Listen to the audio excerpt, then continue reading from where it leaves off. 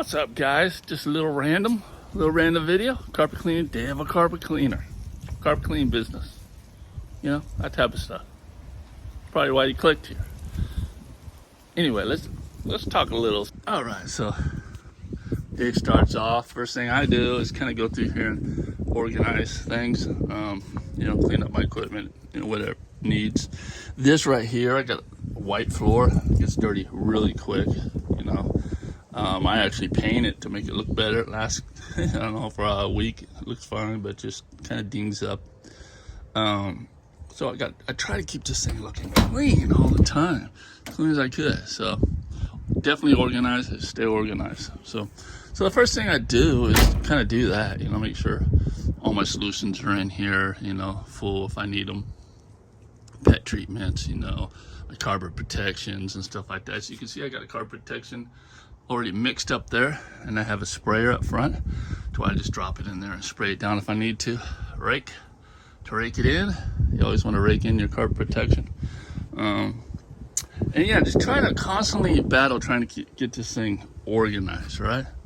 So I keep all my spotters except for this one right here because I was using this in my bag over there, and just bring it in with me. That way I don't have to go back and forth. In this case, I did do that, but I had this separate. I put it down and had to go back and get it. So I keep usually my organic spotter in here, which is in there right now. So I gotta switch that around. So I've already mixed up my first job. My first job is probably gonna take about 4 gallons. You kind of get to know how much you need to mix up. I might even have to mix up a little bit more because it's a larger home. But I got my pre-spray mixed up. If I need to boost it, I can do that. If I need to boost it all over pet treatment, I can do that too. I don't like doing that unless it's, you know, I'm making really good money off a larger home like I'm doing today. I make sure that I'm quoting, you know, good. So when I do all over pet treatment on a, you know, normal single family house under 2,000 square feet, you know, I usually charge about $120 extra for a wall-to-wall Green Rhino cocktail. You guys probably have heard of that if you watch my channel.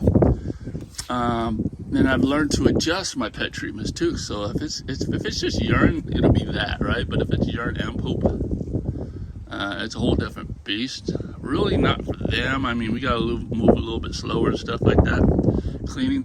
But for the machine itself, we gotta do a good rinse. You know, we gotta get that smell out of here. So I charge extra. $200 for that full pet treatment, wall to wall. Other than that, if it's not wall to wall, just per rooms and stuff like that, I got my pump up sprayer right here, and I'll have my Green Rhino cocktail mixed up in there, and I'll just go around and hit the spots and stuff like that throughout the room, right? So I'm not wasting product. You don't want to boost your whole 4 gallons if you're only needing it in one room, right? So doesn't make any sense, and you charge accordingly. All right, so as you notice, I got my Namco in there right now. If I need to pre-scrub, I retired this from pre-scrubbing carpet a while back, and I've had my power flight in there. Well, yesterday my power flight died. It's after, I don't know, it's been 5-6 years. I'm not sure what's wrong with it. It might just be the lever switch. But it just stopped working right in the middle of a job, unfortunately. I mean, like I said, I've had this for, I believe, 5 or 6 years. No problems. Okay, so I definitely got my money's worth.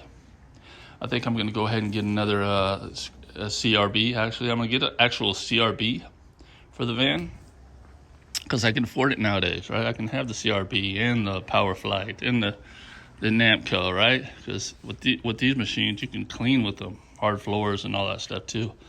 A lot of people even clean carpets with these things. But with the CRB itself, it's just basically for agitation, and yeah, having a bunch of different tools is really good. So also what I am doing is I'm cleaning out the filter inside the wand. Okay, so at the end of the wand here, you got a little filter that drops in, right? Slides in there, and it gets built up with stuff sometimes and it gets calcified. So if you just soak that stuff in white vinegar, like at nighttime, come out and next morning, it'll be crystal clean. I only have about an hour to do this, so I'm just leaving it in there for about an hour. It might be enough.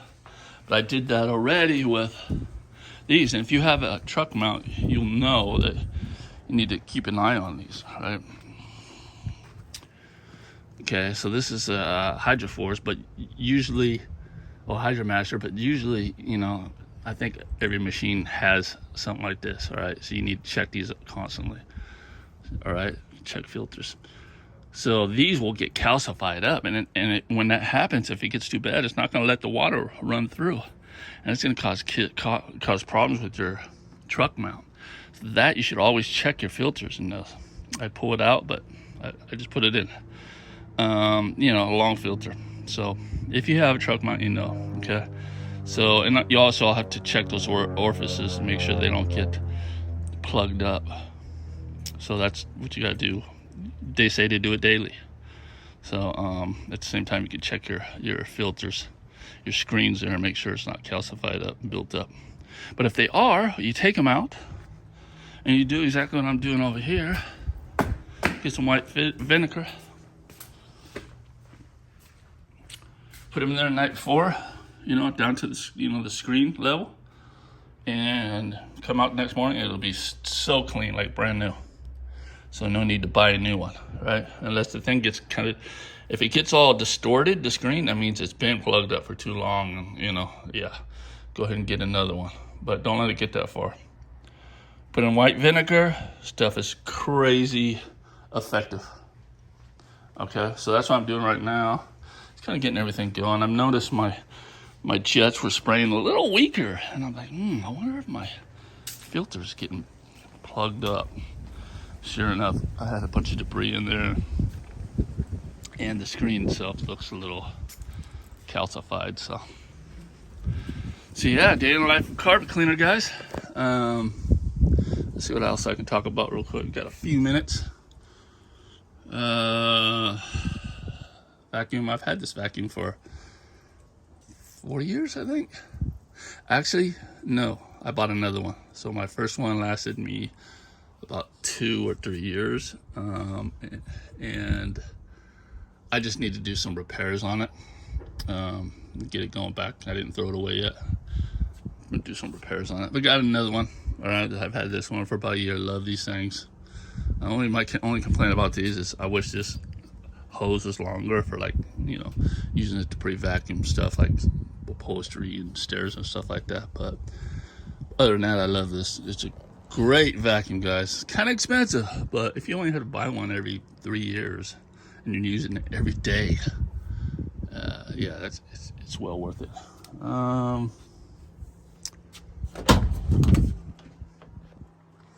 Yeah.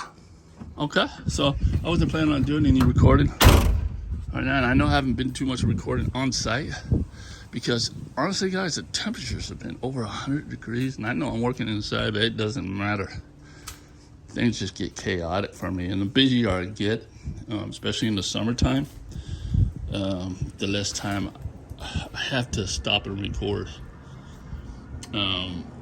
Like yesterday was filthy. I mean, this job was, I think it was probably one of the worst jobs I've ever did as far as color. It had candy, paint, ink, I mean, you name it, I don't know. Stuff I don't know, right, was in that carpet. And when I finished that carpet, you know, 2 rooms, well, at least 1 room needed to be replaced. There's nothing. These people were moving out, and they were expecting, they weren't expecting miracles. So they thought that I might be able to do something, but man, it was horrible. I spent way too long on that job. Did my best, though, you know. I basically told them, I mean, I can sit here basically on your house trying to get rid of all these different specialty stains for 2 days, and I'm not going to do that. You know, it's not going to happen. And it'd be a waste, right? By that time, they should just buy carpet for that room.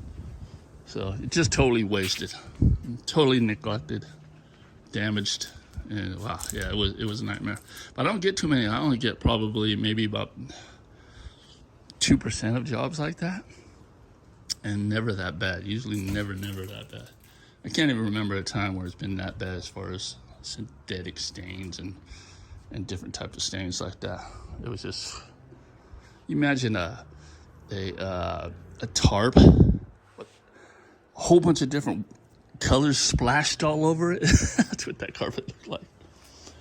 Anyway, that's it for this one, guys. I'm gonna head out. We gotta drop at the coast, get all this heat, and I'm happy about that.